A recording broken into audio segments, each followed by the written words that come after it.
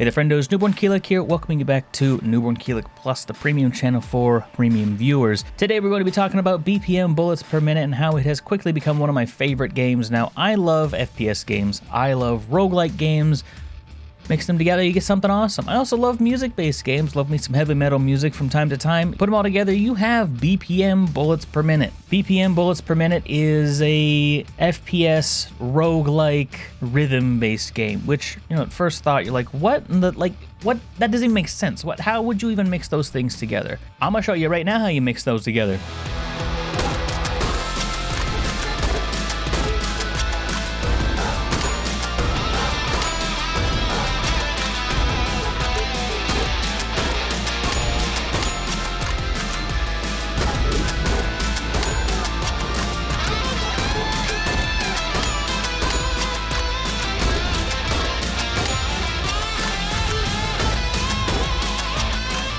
You can basically do everything on the beat or the half beat of the amazing soundtrack in the background, honestly. I will admit, it does get a little bit repetitive, but it never really wears on you. Honestly, I just get kind of self-conscious about things like that. To people who maybe Zara's in the background, just kind of listening to the song, and I'm like, okay, this has kind of been going on for a long time, because I keep dying and going back to 1-1. But as the player, it never really gets grating, and I think she always said that it never really bothered her either, so that's kind of the mark of a great soundtrack. So the basic gameplay loop is all based around the beat and the half beat. Basically, you can do anything you want. You can, dodge, shoot, reload, all on the beats or half beats.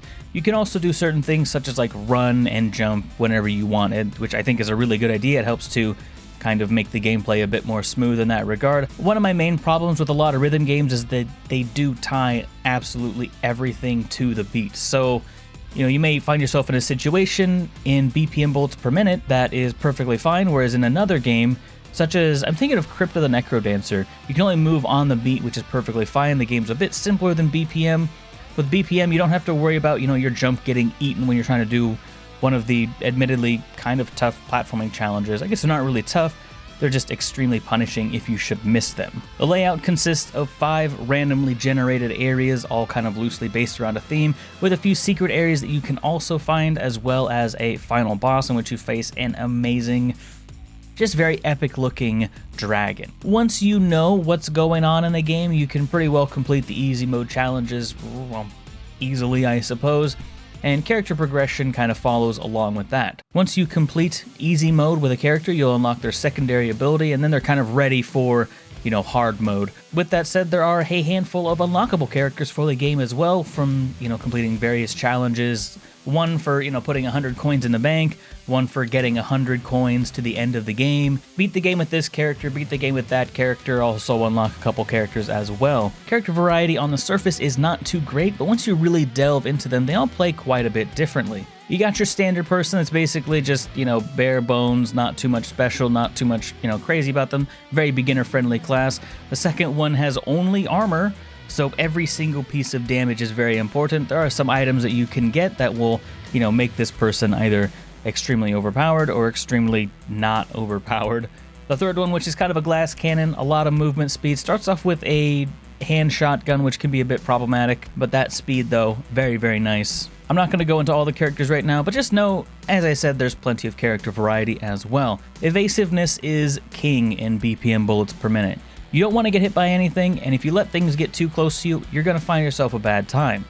It does mix in some of these kind of MMO elements with, these areas that are just kind of denied, and these very telegraphed attacks that while they might, fill up an entire room, there are relatively easy tells on where to go. It's just a matter of execution and getting there. One of the main things that kind of concerned me about the game to begin with was this kind of art style that they're going with. It was very jarring at first, and it's just kind of this oversaturation of these colors that was really kind of strange to me at first, but they do have plenty of sliders. You can adjust, the saturation of the colors. You can even adjust the colors of the levels themselves to, make your runs a little bit different. You spend a little bit too much time in 1-1 like I did for a little while, you can change it to blue, green, purple, whatever you want. Any color on the spectrum, boom, you can change it to that color per that level, and, looks almost completely different. I will say some colors work a lot better than others. Mostly the default colors work out really well, but you can change it to blue,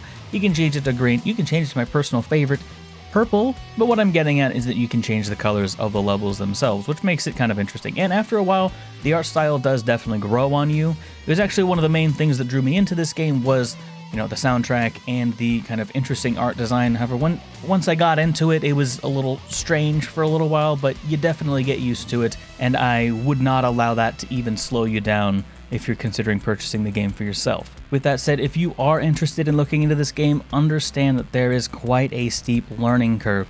All of the things that you've learned from other FPS games really need to be kind of condensed down into the beat or the half beat, and easy mode is relatively forgiving, but still, there are no iframes on your character. You can easily die to the first boss, no problem. You know, there's some on-screen prompts and like, okay, jump here, you know, dodge to the left, dodge to the right, just get behind cover. All of these things are kind of expertly woven into the base gameplay, and I think they work out really well, honestly. It takes a little while to get used to actually needing to do them, but once you figure them out, they are a-okay. With that said, if you can get over the slightly steep learning curve and understand that sometimes, as with most roguelikes and procedurally generated dungeons, runs just aren't going to go your way, you have yourselves a very addicting and very, very fun experience. A very unique experience as well. If you are a fan of first-person shooters, if you are a fan of heavy metal music, if you are a fan of rhythm games, if you're a fan of roguelike games, you're probably going to find something to enjoy about this game. Anyway, thank you so much for watching all the way to the end. It does help me out an awful lot. Thank you so much my patrons and channel members. You all have been amazing. And all the support you guys have been giving me on twitch.tv/Newbornkilik as well. I really do appreciate that. It means so much to me. Mostly we focus on nostalgic games, but we do play some bangers of games like this every now and then as well. Anyway, I'm Newbornkilik, and I'll see you chads in the next one. I'm out.